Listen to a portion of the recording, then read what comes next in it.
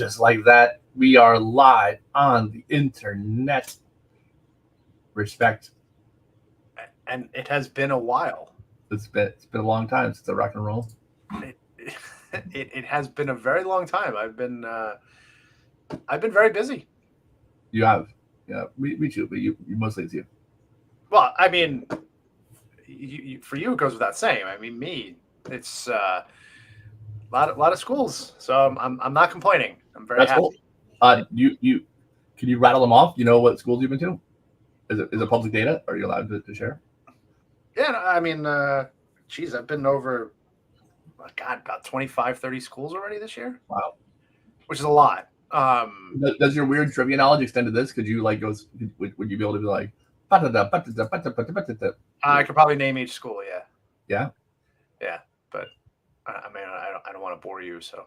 Oh, okay. But, I thought it'd be a cool trick, but yeah, that's fine. no, I mean, I could, but Well, name some of the schools you've been to. Let's give a shout out to some of the fine educational palaces. okay. So I'm going to move backwards from yesterday. So yesterday was East Lake Elementary School in Yeah, get that, Massachusetts, guys. Park Avenue Elementary School. Yeah. Before that was Meadowbrook Elementary School, You go Meadowbrook. and before that was Quogue Elementary School, They got excellent taste over there. Woodmere Middle School. Let's see, I'm working backwards. Aquanock Okay. School. That was a very cool school, by the way. Why? Had a cool name. What? What's cool about Aquanac? It was an elementary school. Okay. What makes it cool though? It was a smaller school, so I love speaking at smaller schools because the kids are just so excited to have someone there. Okay. So, and then you can usually engage more with them individually. So, not that I mind speaking to large groups, I don't, but when you have the smaller groups, you can really kind of engage directly with them, and it's a lot of fun. So I'm trying to go back even further. And Sawmill, Martin Avenue, Saltzman East, Jonas Salk Middle School, Wisdom Lane Middle School. God, what are some others? And now I'm blanking. But, anyhow, it sounds like you've done a great work there. Are they all been in New York? yeah, so far this year, all in New York right now. Cool. I have a couple coming up in New Jersey, one in Pennsylvania. So it's funny. I usually get the calls for out-of-state stuff later in the year. So I don't know why. I don't know why that happens. But, how many schools are in New York? I guess a lot. oh my God. Well, we have. I have a list actually. I have a mailing list of schools just on Long Island, and that mailing list is over 400 schools. So, but interestingly enough, I was looking at that list cross-referenced with the schools I've spoken at, and I can cross off more of those schools than I can't now. So I've been to more than half of the schools on Long Island. So that's crazy. Yeah, it's and it's kind of hard to wrap my head around it. But it's gotten to the point now when I go to a school and they'll remember me. And then like yesterday, I've been to East Lake Elementary School probably, I think this was my third time there. Okay. And when I walked in, they're like, "Oh, you know where you're going?" I'm like, "No, I don't." That's I'm like, it's gotten to the point where I've been to so many schools that they all blend together now. And even if it's a school I remember having been to, like when I pulled up, I'm like, "Oh yeah, I've been here before." Yeah, they all start to blend together. So, well, it's funny if you were like, "Yeah, I've been to more than half the schools in Palm Beach County," they'd be like 4. Like it's like we had like 10 schools probably. I don't know, maybe 12. I don't know. How many do you think, Mike? Many. You think? I mean, there's like 5 high schools. Yeah, but so you have to think though, Eric. For every high school, though, you're going to have multiple elementary schools. Okay. So that was actually the advice I got when I started speaking. I had reached out to another speaker before I decided I was going to pull the trigger on this, and he had suggested to me. He said, "Do you have an elementary program?" I'm like, "No, I don't want to speak to those kids." Right. And he goes, he's like, "Rich, for every middle school, there's at least 3 or 4 elementary schools that feed into that." And he's like, and then for every high school, sometimes you got 2 or 3 or 4 middle schools that feed into each of those. He's like, so think of it this way. I speak at middle school and high schools, and I've cut off more than half the schools that I can speak at because I only have that. He's like, you should really develop a elementary program, a K through 2 and a 3 through 5 program. And I'm like, okay. And I did. So like, why is that? Like, do the kids drop away? No, I think I think the real it's logistics when it comes to elementary schools, because you have to have the one teacher per one class as opposed to moving them around. And you don't, and the teachers are jack of all trades, as opposed to once you get to the middle school and high school, you start getting specialized instruction in the different subjects. So the nature of how a high school and a middle school works dictates the fact that you can put more kids into it, as opposed to an elementary school. So, I believe me, there are some districts where the elementary, middle, and high school are all one building, but those are small districts. So, yeah, it's just logistically, it's you can put more kids into a building when you're switching between teachers, as opposed to have to have one teacher per class. Gotcha. Okay. So yeah, because I was like, I mean, it's the same number of kids. We're not losing them. Like, where are they going? Yeah, it's not the kids really, it's the teachers, and it's the classes. So, but that's the reason why. But that was both the best advice and in some ways 3 high schools. 3. Mike has informed me there are 33 high schools in Palm Beach County, which I find, I guess, it's possible. But. Yeah, and then think about all the feeder schools that go into that. So you start. I mean, the numbers start increasing quickly. Yeah, having an elementary program was both the best advice and almost worst advice at the same time, because what happened was I really developed the program for middle and high school when I started. That's what I planned on doing. And then I almost became a victim of the success of the elementary program, in that the very thing I was trying to prevent, which was making people think that kindness is just for kids, I started kind of, feeding right into that, because now it was the elementary schools booking me. And when middle schools would see the program, they'd be like, oh, it's for little kids. And splitting that difference was tough. And it took years. It literally took years.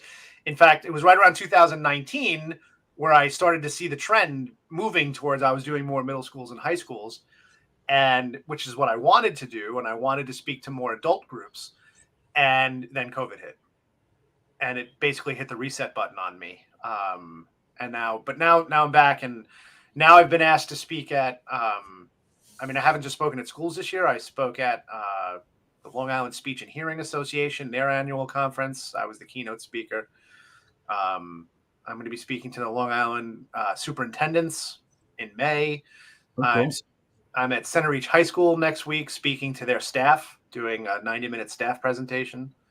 So I'm doing a lot more of that stuff now, but it took a while. It took a while to break that kind of glass ceiling that I had, which was, kindness is for little kids, and it's not. So what's the least favorite school you've been to, and name specifically the principal of that school, and why you hate them? By the way, I do have a least favorite school. I'm not going to say who it was, Okay. But I will never go back to that school, ever. What about this school, whose name you'll say in a second?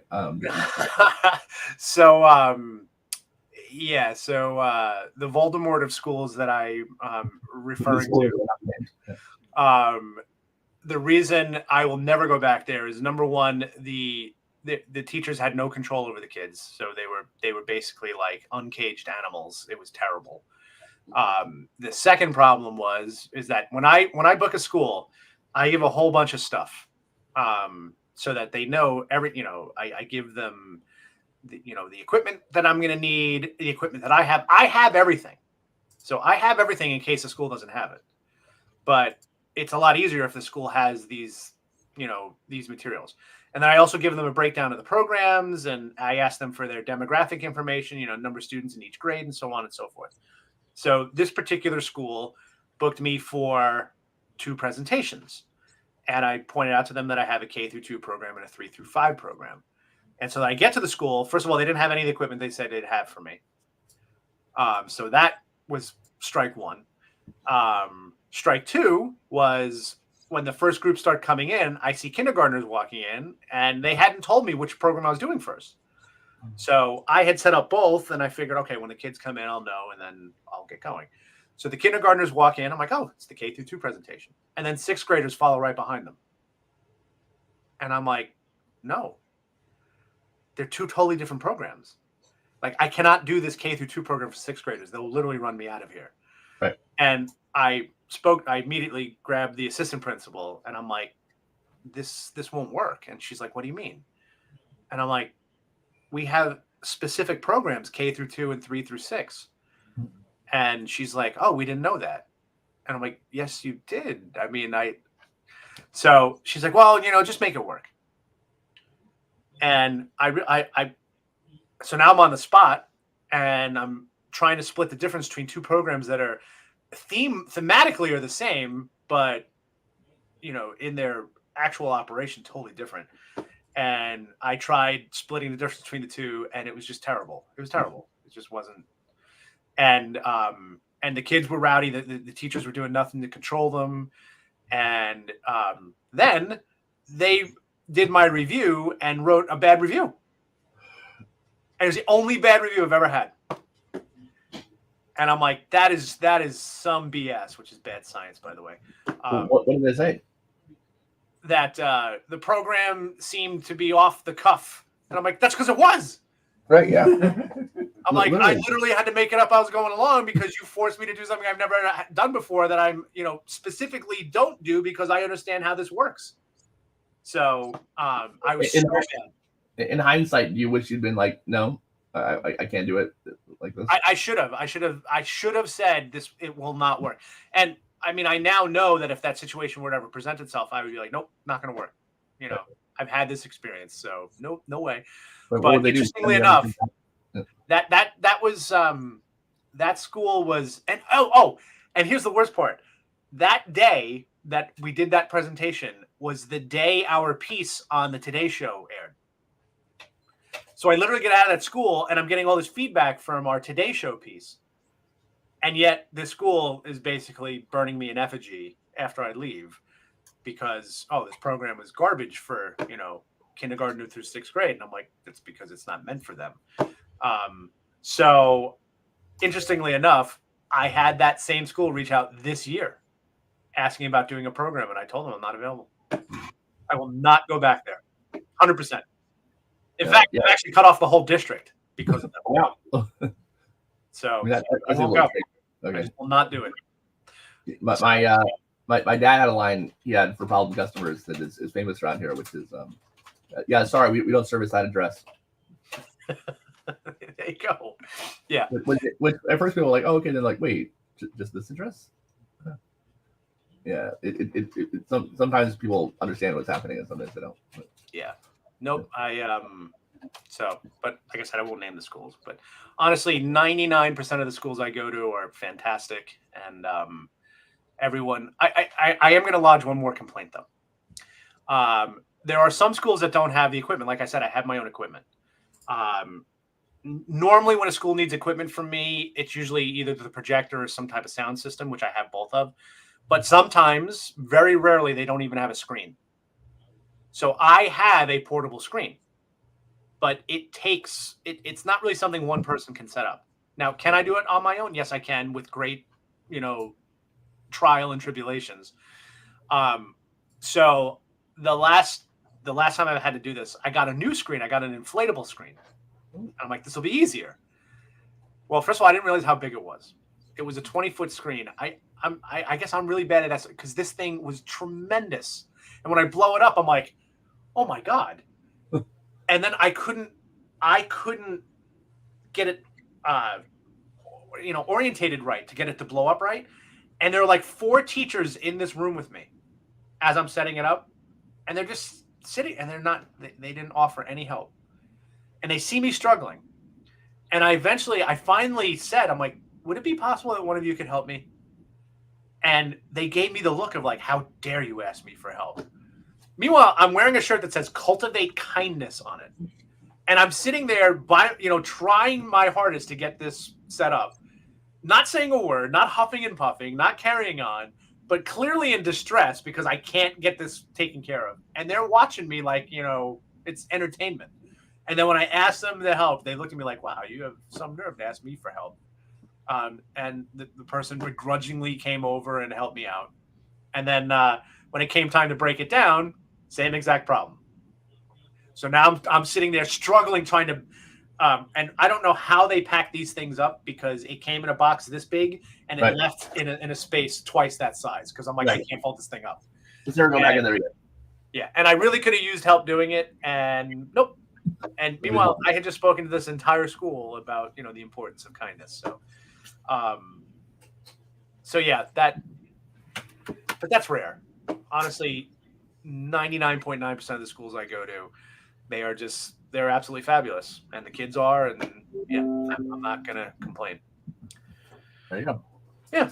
So, you know what else is fabulous and not worth complaining about? What? The new water safety legislation in New York State. that was some transitionary. Thanks. Yeah, and I'm very happy about this. So on October 25th, the New York, the bill was passed in the Assembly and the Senate last year. So it was Senate Bill S3608 and Assembly Bill 84987. This was a bill that I had tangentially been related to, in that,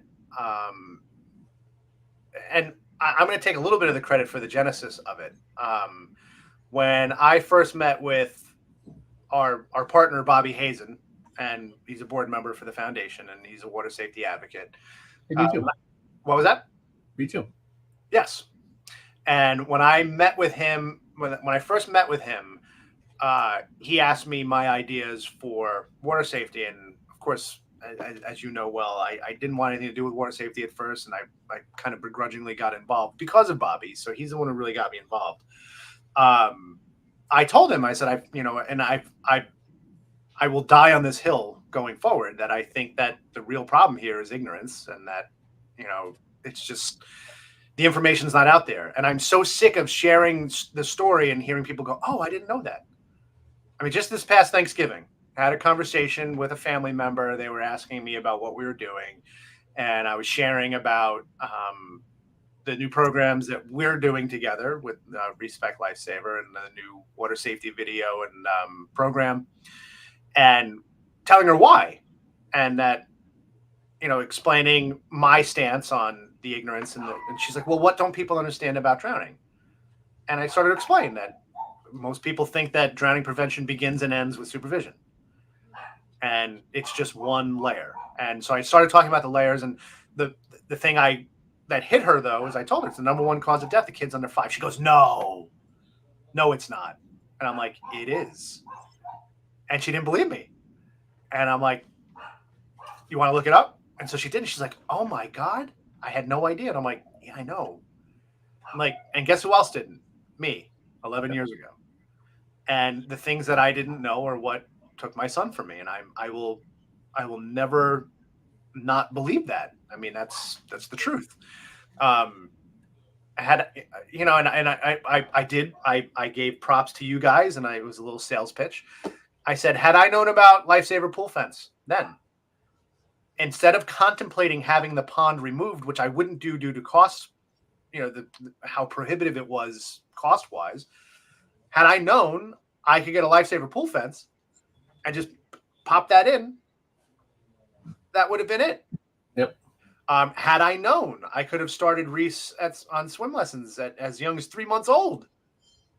I would have done that, which is what I did with Melina. And, I said when Melina was 22 months old, had that same story been with Melina, my story is a funny one, right? She got away. She fell in the pond. And I have a wet kid, not a dead kid. So that's the difference. And that information needs to be out there. And like I said, when I first met with Bobby Hazen, that was what I said was the problem, was that, the information is not out there. Parents just don't know. And the thing about ignorance is you don't know what you're ignorant of, because that is the very definition of ignorance. And I want to fix that. And how do we fix that? Well, I said, the example I use is, something that stuck with me is that in New York State, if you give birth in a hospital in New York State, the parents have to watch this video on shaken baby syndrome. And every parent I know who's had a kid in a hospital in New York State has had to watch this video. And every single parent I know complains about it. But you know what else they do? They remember it. Yeah. And they watched it. And I realized that that's what we need. I'm like, we need to have something like that for water safety. Like, how hard is that? And why doesn't it exist? And Bobby's like, oh, it's a great idea and something we should consider. And he was on the New York State Water Safety Council. So that was something that they started to push through. And then when they started to push it through, they asked me for my input because I had been one of the, reasons for them thinking of doing this in the first place. And they asked Sam and I to film a little piece for their pilot video as a kind of a proof of concept.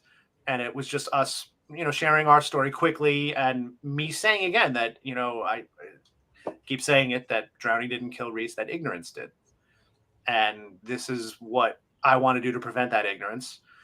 And so the video is like 9 minutes long and it goes through everything that the parents should know. And it's arming them with that information. And it's there to, it's there to do exactly what that shaken baby videos did, which was scare the hell out of the parents. Cause I know I was afraid to hold my kids. So is it the same, that video you did originally, or did they redo it? So no, that video that we did originally is the pilot video. That's not the actual video that they're going to be watching. Okay. So we're going to be refilming that.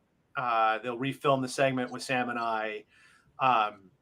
Jessica Barnes, who's also a parent who lost a child. She lives in Florida, but she's in the video, and I'm sure they'll approach her too to refilm hers. The audio on both of ours, since it wasn't professionally done. So when you're watching the video, they have these animations and stuff and statistics, and then it cuts to our videos, and the audio, you can tell the audio is not professional. The lighting's not. So it comes across as a little low end, which again, this was proof of concept.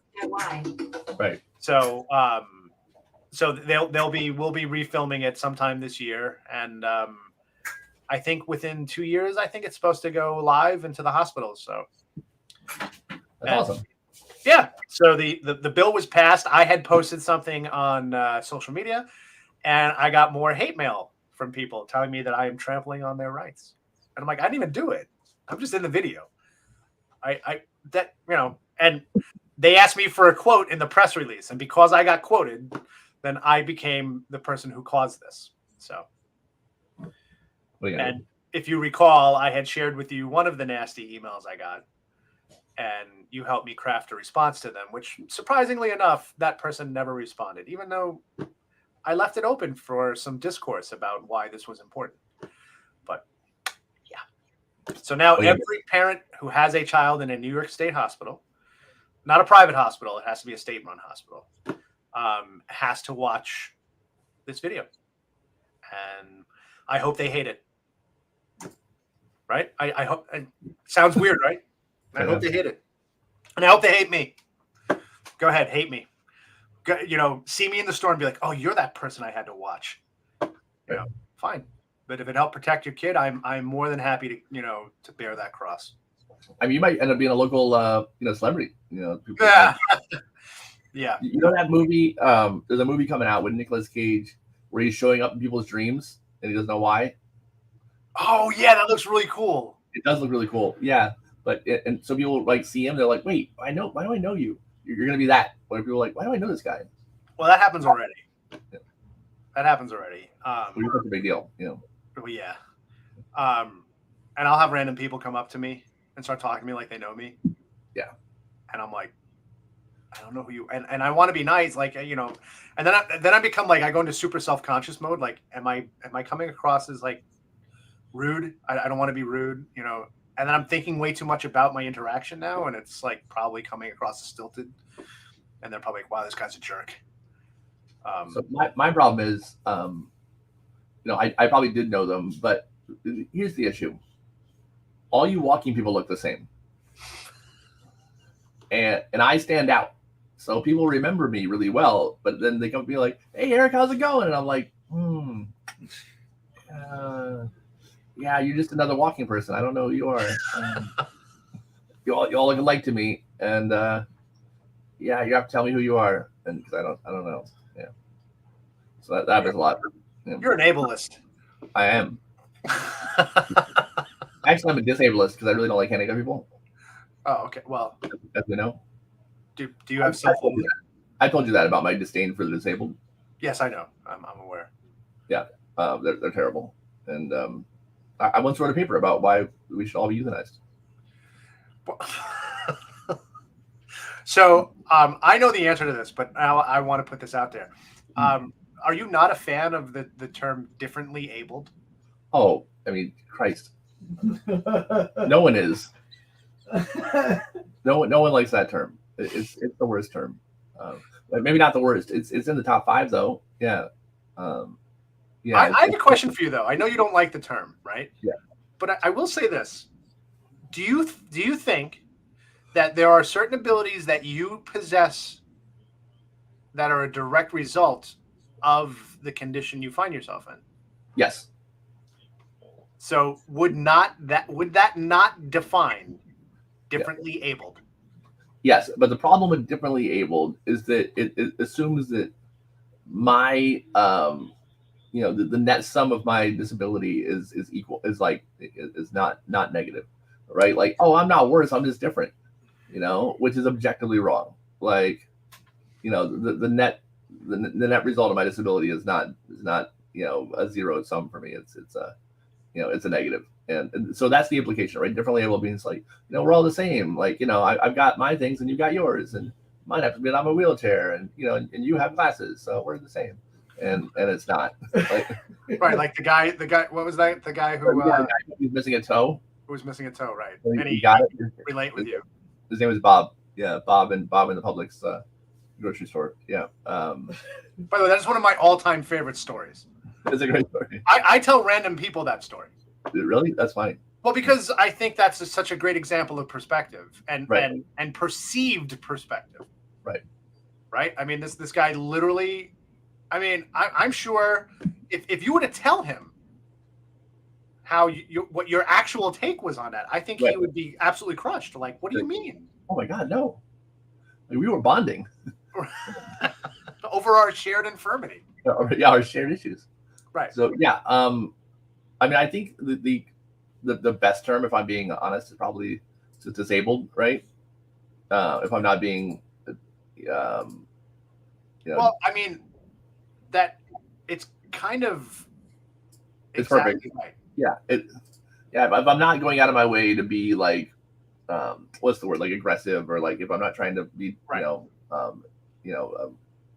A agent provocateur, right. Then disabled probably. And I hear people, there's an argument about that it should be a person with a disability, not a disabled person, because then the person comes first. I don't care about that. That seems silly to me. Either one's fine. I on my own, I lean towards crippled because I think it's funnier, and that's a word you're not supposed to use. It's like a bad word, and it's like using the R word, Yeah, and that's definitely one of those words that it was definitely more in use a lot more when we were younger and acceptable, and now today just totally. No, you can't use it now. Like it's definitely you'd be a bad person. Yet your blog is called The Crippled CEO. It is, because it's great. But but I can get away with it. It's like if people who are gay can use different homosexual slurs that I can't use, right? I mean, well, I mean, I think that you and I had that conversation about the guy, Bob, back when I was trying to come up with a tag for my gaming, and I was like, oh, I'm going to be disabled old gamer. You're like, you're not disabled. Right. I'm like, well, I'm blind in one eye. That I could get a handicap stick. Right. So, under the letter of the law, yes, but clearly, I mean, it's not comparable.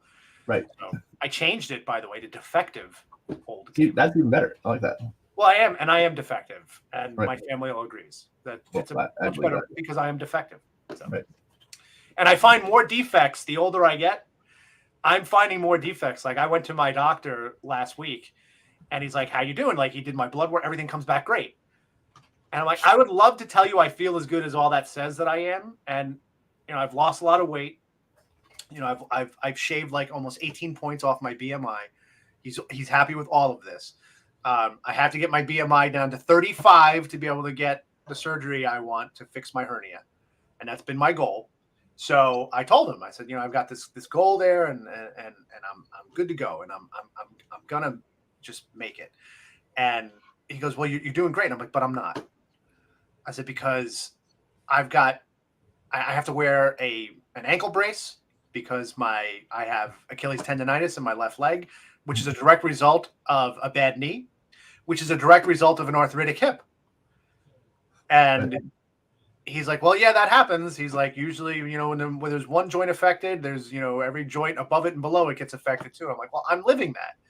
But not only that, but at any given point now, because of the hernia and because I have carpal tunnel syndrome in both wrists, and there can be moments where I literally have an ankle brace, a knee brace, a hernia girdle, effectively, and two carpal tunnel braces on.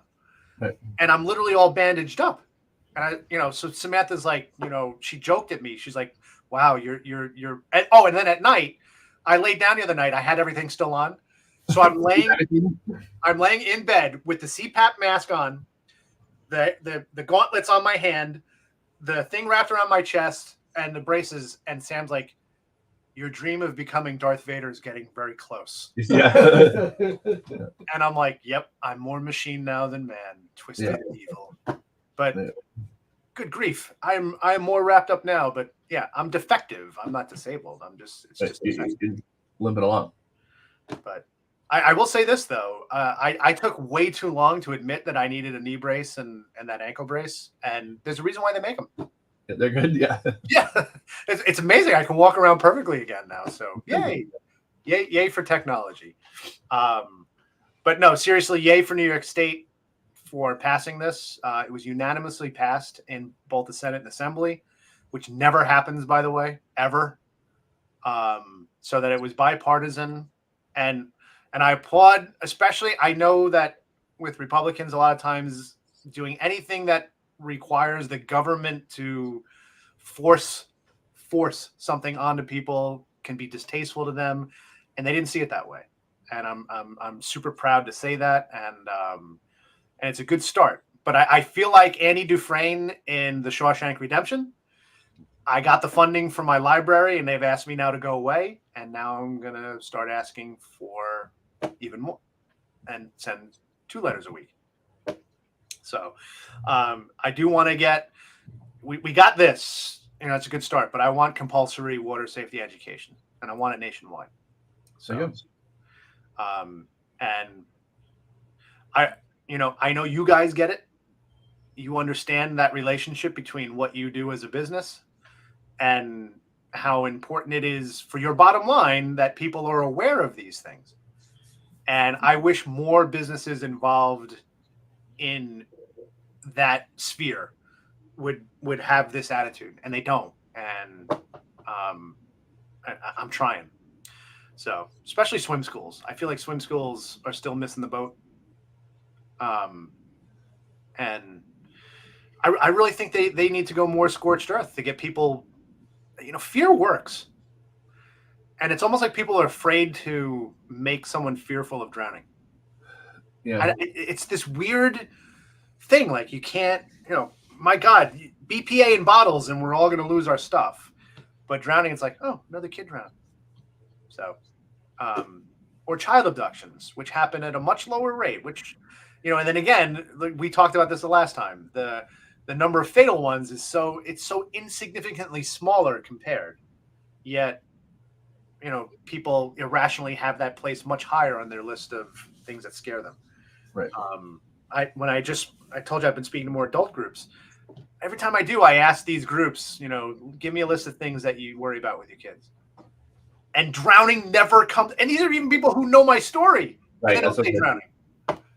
So I don't get it. But hopefully this is the first step.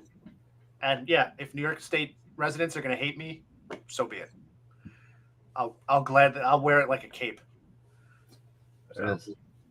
But Beautiful. Well, great job. yeah, I mean, I know we didn't have much time, so that was Yeah. I mean, it was kind of perfect for what we wanted to do. And so be on the lookout. If you're going to have a kid in New York State, you'll be seeing more of me and my wife and Reese. So, That's and awesome. Reese gets featured pretty prominently, which is great. And yeah, and just hope to stop this from happening to other families. And you have a science fact of the day? science. Oh yeah. I just found this out, so I think this is kind of cool. So the Milky Way galaxy, and we are in the Milky Way, which is a spiral galaxy, and I just discovered this. So I love learning new things. Spiral galaxies are actually quite rare. Okay. And I didn't know this. I thought that, like normally when you see a galaxy depicted in media, it is that spiral galaxy. Like, Right. the end of Empire Strikes Back when they're flying out and they're like, that's a galaxy they're flying towards. Right. Yeah. Which is totally out of scale, by the way, but that's besides the point. But they always show spiral galaxies, but apparently they're extremely rare. And I found out why. Most galaxies are elliptical and have less order to them, but a spiral galaxy happens when galaxies don't collide. And the thing is, we think of space as mostly empty, but it's not when it comes to galaxies and clusters. And most galaxies have collided with other galaxies over time, and then that's why they take on these different shapes. So, like, a spiral galaxy is kind of like a virgin galaxy. It hasn't bumped with others. But the Milky Way galaxy will not be this way forever because we are due to bump with the Andromeda galaxy in about 500 million years. Wow. So, and by the way, when that happens, That's it. Stuff's going to get real. Yeah. That's it. Yeah. Stuff's going to get real. Now, the interesting thing is that most of it is still empty space.